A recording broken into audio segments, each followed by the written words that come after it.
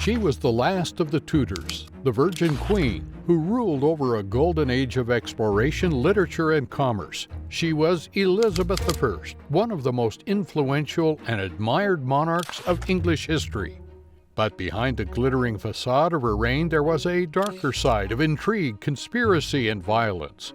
Welcome to Bizarre History. Today we examine the fickle life of Queen Elizabeth I.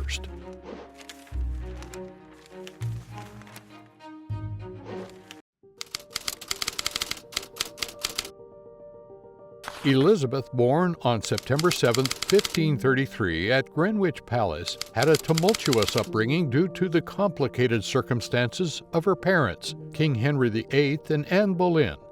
Henry's abandonment of his first wife, Catherine of Aragon, his declaration of their daughter Mary as illegitimate, and his break with the Catholic Church in Rome to marry Anne were steps taken in the hopes of securing a male heir.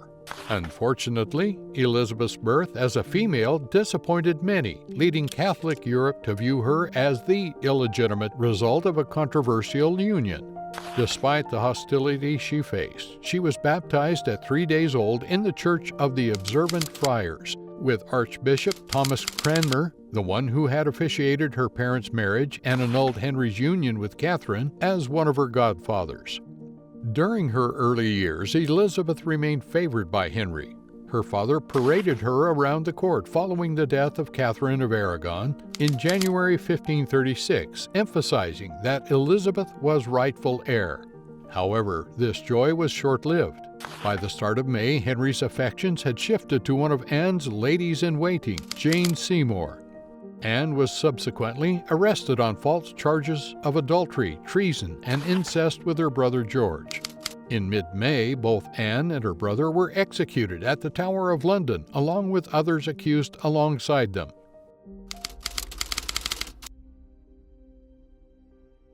Despite her controversial status as an illegitimate child, Elizabeth's education at Hatfield was not neglected.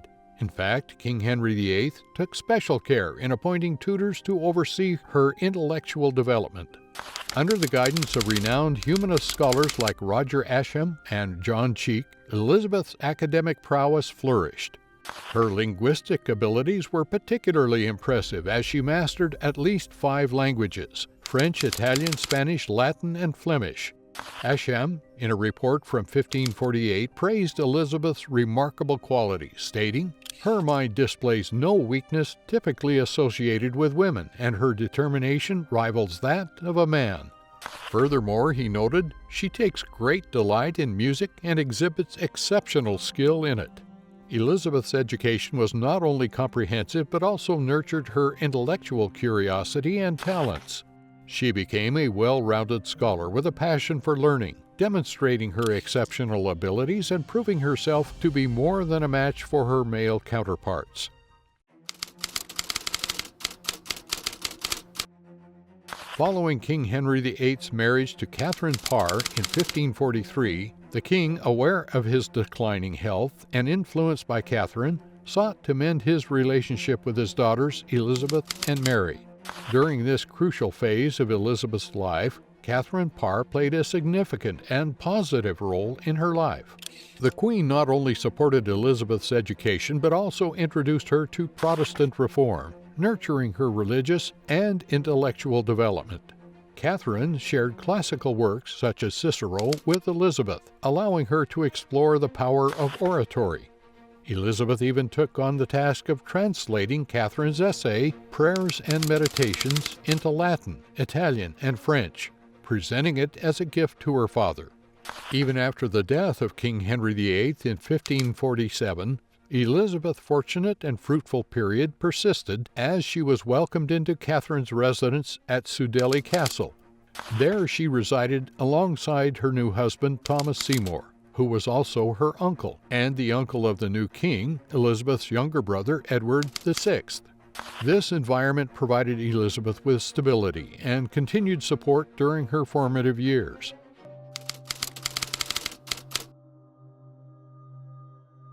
As time went on, Thomas Seymour's inappropriate behavior towards the 14-year-old Elizabeth escalated and became increasingly perilous.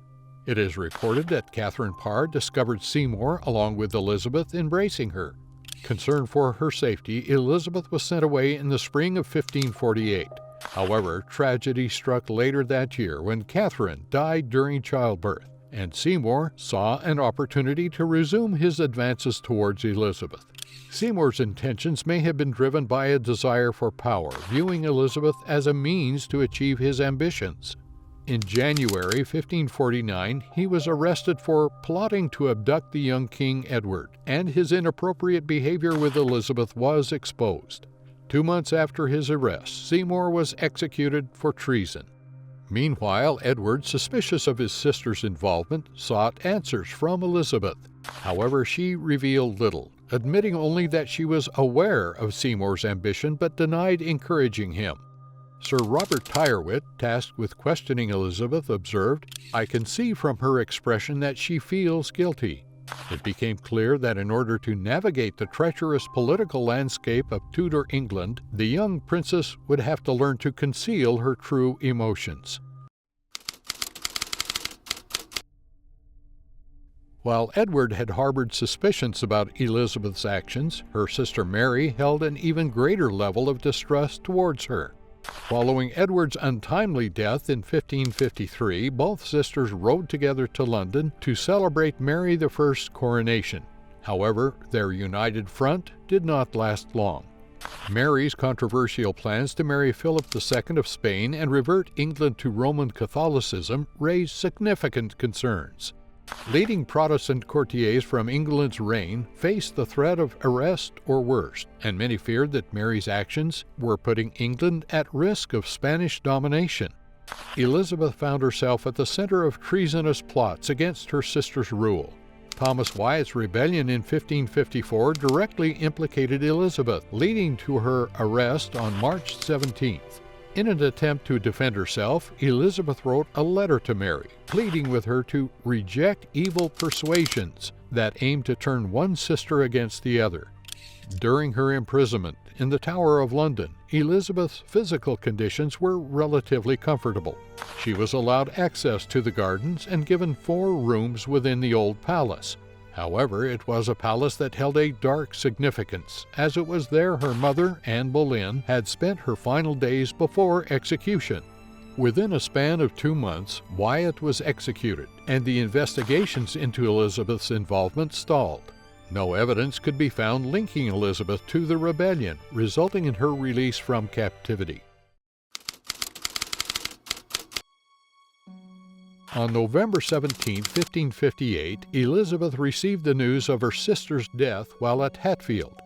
Tradition holds that she was seated beneath an ancient oak tree, which seemed fitting for a queen destined to usher in a prosperous era for England, often referred to as the Golden Age. However, the state of England in 1558 was far from certain. The country was divided by religious conflicts, politically isolated in Europe, and had experienced failed military campaigns, food shortages, harsh winters, and the return of the plague during the last years of Mary's reign. When Elizabeth arrived at the Tower of London, the eve of her coronation, the optimistic and jubilant crowds were reminded of her previous imprisonment. These memories must have resonated with Elizabeth, who was still only 25 years old.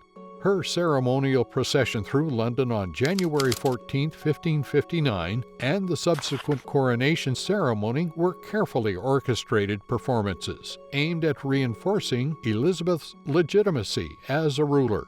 It was important to highlight that despite her mother, Anne Boleyn, being condemned as a traitor, Elizabeth had the rightful claim to the throne.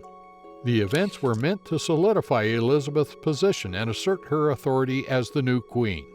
Elizabeth's early years as queen were marked by scandal, smallpox, and succession plots. She had to deal with the rebellion of Thomas Wyatt, who tried to overthrow her and replace her with Mary, Queen of Scots, her Catholic cousin and rival claimant to the throne. She also survived a bout of smallpox that left her scarred and made her more reluctant to marry.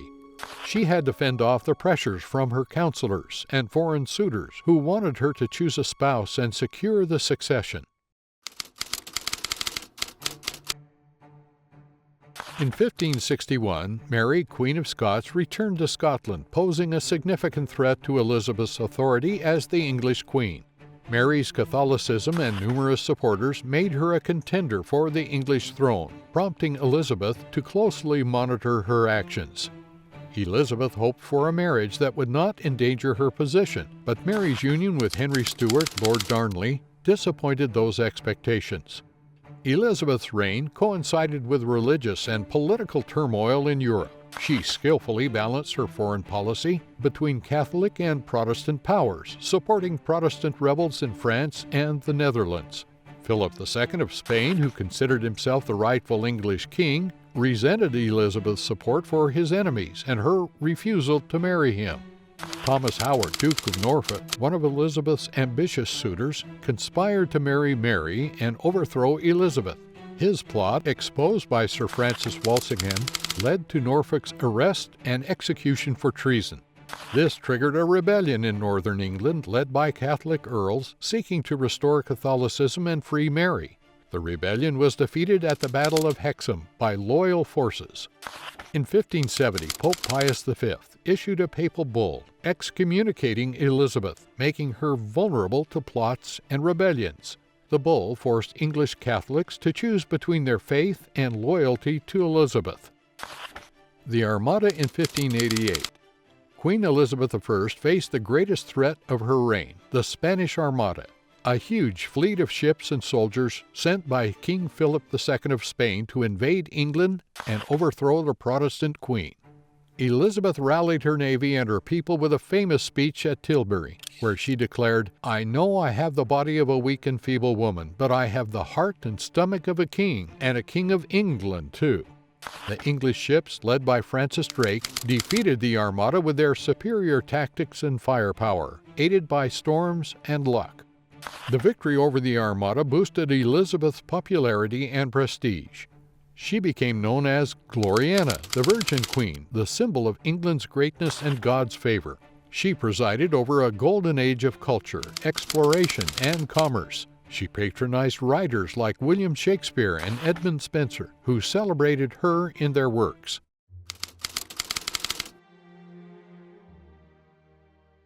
Elizabeth was also known as the Virgin Queen because she never married or had children. Some historians suggest that Elizabeth's decision to stay unmarried was influenced by her traumatic childhood. Her father, King Henry VIII, had 6 wives, 2 of whom he beheaded, including Elizabeth's mother, Anne Boleyn. Elizabeth witnessed the dangers and humiliations of marriage and childbirth and learned to distrust men and their ambitions. She also saw how her half-sister Mary I suffered from a loveless and childless marriage to Philip II of Spain, who abandoned her and tried to marry Elizabeth after Mary's death. However, Elizabeth was not a cold or passionless woman. She had many male friends and favorites who showered her with gifts, compliments, and affection. The most famous of these was Robert Dudley, Earl of Leicester, who had been her childhood friend and remained loyal to her throughout his life. Many rumors circulated that they were lovers or even secretly married, but there is no conclusive evidence to prove or disprove their sexual relationship. Queen Elizabeth died on March 24, 1603, at the age of 69 after ruling for 45 years. She was the last of the Tudor dynasty and left no heir to succeed her. Some historians suggest that Elizabeth's death was caused by blood poisoning due to the toxic makeup she used to cover her scars from smallpox. The makeup, called Spirits of Saturn, was made by mixing white lead and vinegar and could have damaged her skin and organs over time. Some believe she was poisoned by her enemies, who wanted to end her Protestant reign and restore Catholicism in England. Others claim that she was murdered by her own ministers, who feared that she would name a Catholic successor, or refused to name one at all. Some even speculate that she faked her death and escaped to a secret location. Elizabeth's death marked the end of an era and the beginning of a new one. She was the last monarch of the House of Tudor and the first queen regnant of England. If you want more of history's long-held secrets and darkest confessions, hit like, subscribe, and ring that notification bell. From us at Bizarre History, Thank you for watching, and we'll see you next time.